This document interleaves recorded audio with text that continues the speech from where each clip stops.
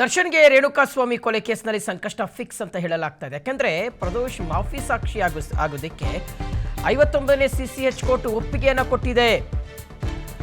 59ನೇ CCH court ಈಗ ಪ್ರದೋಷ್ ಮಾಫಿ ಸಾಕ್ಷಿ ಆಗಲಿಕ್ಕೆ ಅವಕಾಶ ಮಾಡಿಕೊಟ್ಟಿದೆ.